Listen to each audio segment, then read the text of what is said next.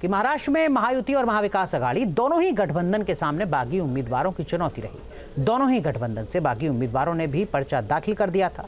आज जब नाम वापसी की तारीख आई तब बागियों को मनाने के लिए दिग्गजों को लंबी कसरत करनी पड़ी। उद्धव और शरद पवार जैसे लीडर्स को डायरेक्ट चेतावनी भी देनी पड़ी। दिन भर की दौड़ के बाद कई बागी मान गए तो 9 बागी अभी भी चुनाव में बने हुए हैं। सबसे दिलचस्प रहा भिवंडी पश्चिम सीट, जहां 12 प्रत्याशियों ने अपना नाम वापस लिया, लेकिन वहां अघाड़ी को कुछ नहीं मिला।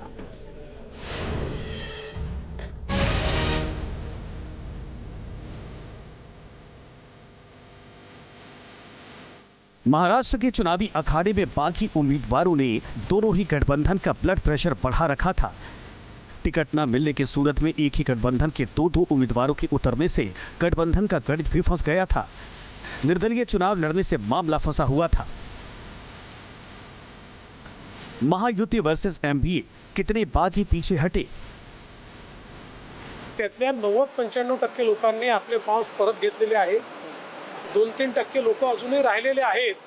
त्या संदर्भात आम्ही महायुती म्हणून निर्णय करू आणि कुठल्याही पक्षाचा उमेदवार असला तरी तीनही पक्ष महायुतीच्याच मागे उभे राहतील। बीजेपी में उन बागी नेताओं का स्टैंड देखिए जिन्होंने महायुति उम्मीदवार के सामने नामांकन किया था।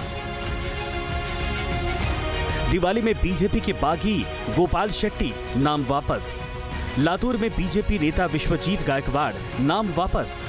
बुल्ढाना में बीजेपी नेता विजयराज शिंदे नाम वापस। नागपुर सेंट्रल से बीजेपी नेता किशोर समुद्रे नाम वापस। सांगली से शिवाजी उर्फ पप्पू डोंगरे ने नाम वापस लिया। इसी तरह पालघर से अमित खोड़ा ने अपना नाम वापस ले लिया है। मतभेद कभी था ही नहीं। एक मुद्दे को लेकर जो भी बातें चली उसको हमने चलाया और मुझे लगता है कि सही जगह पर वो पहुंच गया है। और क्या हुआ, कैसे हुआ, ये कहने की कोई आवश्यकता नहीं। पार्टी के नेता बहुत बड़े हैं, पार्टी बहुत बड़ी है, व्यक्ति हमेशा छोटा होता है। इससे मैं आज भी छोटा अपने आप को महसूस करते हुए मैं पार्टी के लोगों से भी कहूंगा कि मेरे से अगर कोई गलती भी हुई होगी तो उसको वो क्षमा करें। बागी उम्मीदवारों में महायुति की शिवसेना और अजीत पवार की एनसीपी का भी गणित बिगाड़ा। देखिए उनके कितने उम्मीदवारों ने कहां-कहां नामांकन किया था, जहां अब मैदान छोड़ना पड़ा। अंधेरी ईस्ट से स्वीकृति शर्मा ने नाम वापस लिया। बोईसर से जगदीश थोड़ी नाम वापस।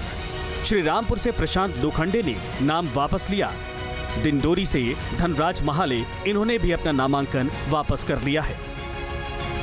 अजीत पवार में नवाब मलिक और उनकी बेटी सना मलिक को लेकर तस्वीरें अभी साफ नहीं है, मगर 3 सीटों पर अजीत पवार ने भी अपने बागी उम्मीदवारों को मैदान छोड़ने के लिए राजी कर लिया है।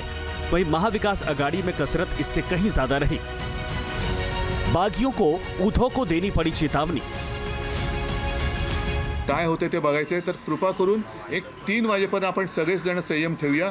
3 वाजताचं चित्र जे काय आहे ते जगासमोर येणार आहे, तर त्याच्यानंतर आम्ही काय करायचं ते आम्ही ठरवलं। शरद पवार को साफ करना पड़ा स्टैंड। या आघाडीचा कोणाचाही काही संबंध नाही। हा निर्णय त्यांचा आहे, पूजेचा निर्णय त्यांचा होता। उद्धव ठाकरे की शिवसेना से बागी उम्मीदवारों ने अपने नाम वापस ले लिए। उनमें धारावी, औसा, रत्नागिरी, येवला, अलीबाग, उस्मानाबाद। शरद पवार के एनसीपी से बागी उम्मीदवारों के बैकफुट पर आने वाली सीटें येवला, यवतमाल जैसे सीटों पर गठबंधन के अंदर लड़ाई का खतरा टल गया। वहीं कांग्रेस में भी बागी उम्मीदवारों की लंबी फहरिस्त थी। पिछले 4 दिनों से जारी मंथन का असर रहा कि तमाम बागी गठबंधन के रास्ते से हट गए।